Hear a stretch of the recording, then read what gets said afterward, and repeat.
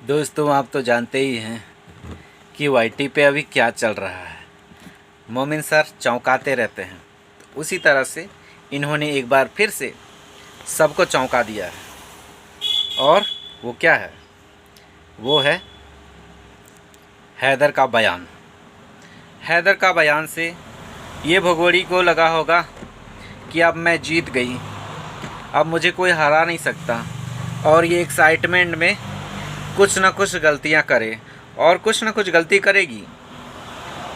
करेगी और एक सबूत ऐड हो जाएगा मोमिन सर के खाते में, और मोमिन सर उसी खाते को भंजाएंगे, उसी सबूत को भंजाएंगे। आप देख लीजिएगा, क्योंकि मोमिन सर बहुत पुराने वकील हैं, और इतने पुराने वकील हैं, इनको लोगों के दिमाग से खेलने में बड़ा मज़ा आता है।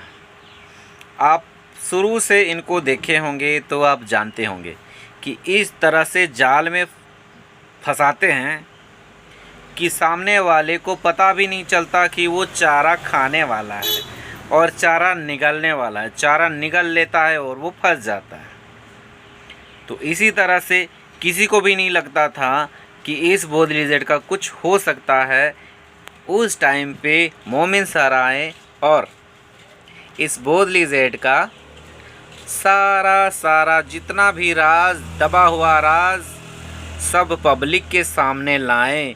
और आप लोग ये क्यों भूलते हैं कि इसके पीछे कितना बड़ा षड्यंत्र है, कितना बड़ा राज है, वो सारी चीज़ें मोमिन सर लाने ही वाले हैं। क्या ये किसी संगठन से मिली हुई है? क्या ये कोई देश में उपद्रव करने वाली है? क्या प्लानिंग है? किस प्लानिंग के तहत आई है? और इसका क्या मकसद है यहाँ आने के पीछे? बच्चों के लाने के पीछे क्या मकसद है? ये प्यार का ड्रामा क्या है? बहुत सारे सवाल हैं, और आपके मन में भी इस तरह के बहुत सारे सवाल होंगे। तो इन सारे सवालों का जवाब आपको मोमिन सर का साथ देने के बाद ही नसीब होगा, क्योंकि एजेंसियों का तो आपको पता है कि एजेंसियां क्या कर रही हैं। एजेंसियां तो सस्ता वाला बीड़ी पी करके सो रही थीं, उनको तो कुछ पता ही नहीं था। ओनली टीवी 9 ही पहुंचा था नेपाल, जिस होटल में ये लोग रुके थे, और कोई न्यूज़ वाला भी नहीं पहुंचा था।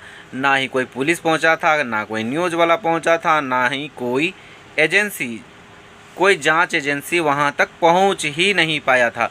नेपाल कितना दूर है हमारे देश से? तो बेटी माटी का रिश्ता है, सॉरी, बेटी रोटी का रिश्ता है हमारे देश से नेपाल का। तो इतना सा जानकारी लोग, इतना सा मतलब कोई भी एजेंसी पता नहीं लगा पाई क्या हो रहा है, सीमा का क्या मकसद है। सीमा के बारे में कुछ भी किसी को भी पता नहीं था। लेकिन जब से मोमिन सर आए हैं तब से उन्होंने सारी चीज़ें एक एक परत दर परत सच्चाई को उजागर करते जा रहे हैं, पब्लिक के सामने लाते जा रहे हैं, और वो भी बिना किसी स्वार्थ के, बिना किसी निजी स्वार्थ के वो ये सब कर रहे हैं। अगर गुलाम हैदर जी ने ये सब कुछ कहा है कि वो उनका ध्यान नहीं है, काम पर ध्यान नहीं है, केस पर ध्यान नहीं है, तो अगर इस चीज़ को भी अगर हैदर भाई ने अगर इस तरह से फ्रस्ट्रेशन में बोला हुआ है, इस चीज़ का भी रिएक्शन जो आएगा उसका फ़ायदा मोमिन सर ज़रूर उठाएंगे। मोमिन सर ज़रूर ये कुछ गलती करे और वहाँ से सबूत उठाएंगे और इनके खिलाफ यूज़ करेंगे। आप देख लीजिएगा।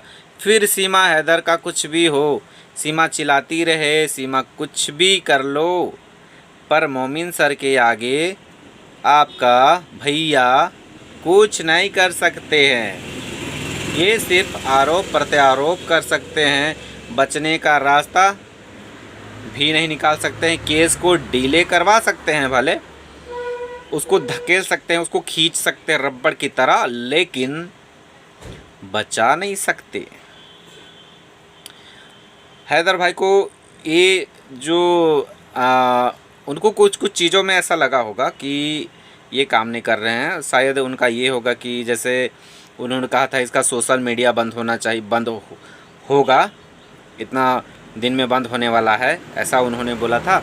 उसके बाद करोड़ों का उन्होंने लगाया था मानहानि का, तो वो सब उन्होंने उसके लिए जाल बिछाया हुआ था कि ये जाल में बिछेगी या नहीं। लेकिन ये तो है बहुत फुल ट्रेनिंग में लेकर के आई हुई है और बहुत बोल्ड है, बहुत बोल्ड है। और इसका जो पावर मिलता है वो है इसका भैया सुप्रीम कोर्ट से मिलता है, और कुछ हैं बड़े बड़े लोग हैं। ये मुझे लगता है कि ये जो है सीमा हैदर का मैटर है, वो जो है आपका ये बहुत बड़ा गैंग है, और इस गैंग को इतनी आसानी से कोई एक बंदा उस चीज़ को हैंडल नहीं कर पाएगा।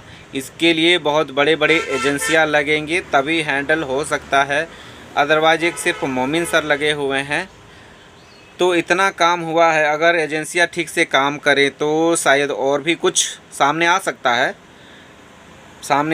है, लेकिन सरकारें तो अपना कुर्सियां बचाने में लगे हुए थे, इसीलिए उन्होंने इस पर उतना ध्यान नहीं दिया है। लेकिन अब उनका भी ध्यान आ रहा है, सुनने में आ रहा है, उनका तरफ से भी रुझान आ रहा है, तो उनका तरफ से वो तो खुद अभी कंफ्यूज हैं, अपना कुर्सी बचाएं कि इस भगोड़ी को भगाएं यहाँ से। तो उनके पास दो सवाल थे, उनका कुर्सी बचाना भी एक आन बान वाली बात हो जाती है, तो उधर भी ध्यान देना बहुत ज़रूरी था। तो अब उधर से भी रुझान आना शुरू हो गया है। ऐसा नहीं है कि ये भगोड़ी यहाँ पर नाचते रहे और हम लोग म्यूज़िक बजाते रहें और देखते रहें। तो ये सारी चीज़ें हैं दोस्तों, मुझे तो यही लगता है। और आपको क्या लगता है आप मुझे ज़रूर कमेंट बॉक्स पर बताइए। कमेंट बॉक्स आप लोगों के लिए ऑन है, तो आप लोग मुझे कमेंट में ज़रूर बताइए कि आप लोगों को क्या लगता है, क्या ये मोमिन सर फिर से मोमिन सर की कोई नई चाल है या कुछ बड़ा करने वाले हैं। अभी तो मोमिन सर का अभी तक उनका कोई रुझान नहीं आया है, हो सकता है रात को आए, वो तो 10 बजे लाइव आते हैं और सारी चीज़ें क्लियर करते हैं। तो जैसा हैदर भाई ने उनके बारे में बोला है तो उसका कुछ ना कुछ तो ज़रूर रिएक्शन आएगा, चाहे इधर से आएगा चाहे उधर से आएगा, कुछ ना कुछ तो ज़रूर आएगा। और अगर हैदर भाई सच में परेशान है तो मैं आपको एक ही चीज़ कहना चाहूँगा कि कीप पेशेंस, आप थोड़ा धैर्य रखिए, काम होगा, काम होगा भैया, काम होगा, आप घबराए नहीं। और मीडिया में आकर के कुछ भी अनाप शनाप ना बोलें, क्योंकि आपका काम होगा। अरे हम लोग हैं आपके साथ, पूरे भारतवासी आपके साथ हैं। आपको जितना पाकिस्तान वाले सपोर्ट नहीं करते हैं उससे ज़्यादा हमारे देश के लोग आपको सपोर्ट करते हैं। याद रखना, याद रखना आप, हम लोग जितना आपके लिए सपोर्ट करते हैं, जितना खड़े हैं ना, उतना आपके पाकिस्तान वाले भी नहीं हैं। आप अपना खुद देख लीजिए, आपके ऑडियंस कितने हैं। पाकिस्तान वाले बहुत कम होंगे और हिंदुस्तान वाले आपके ज़्यादा होंगे, आपकी ऑडियंस, आपको देखने वाले, आपकी वीडियोस को वॉच करने वाले हैं। तो वो ही लोग हैं जो आपको सपोर्ट करते हैं, समझ गए? सपोर्ट करने वाले लोग आपकी तरफ हैं। आप देखिएगा सीमा हैदर या एपी सिंह का जहाँ वीडियो आता है वहाँ पर आप कमेंट देखिएगा ना, इतना कमेंट रहता है, इतना ऐसा कमेंट, इतना नेगेटिव कमेंट रहता है कि इंसान क्या से क्या कर ले।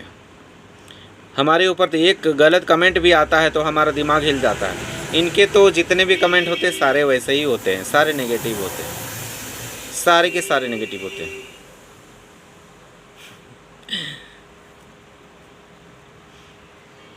तो भाई अभी मोमिन सर को आप लोग हल्के में लिए हैं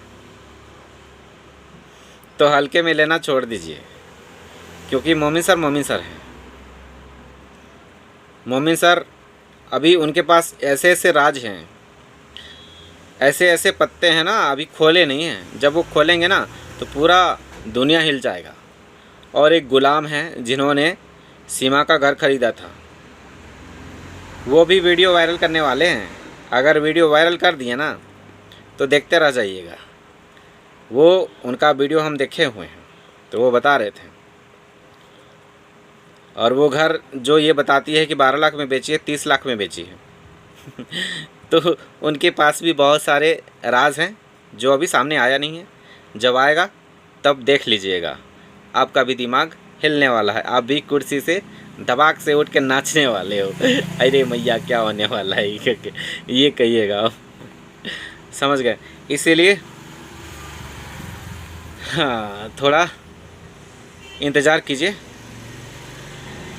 किसी ने उनको बहकाया है इसलिए वो ऐसा बोल रहे थे।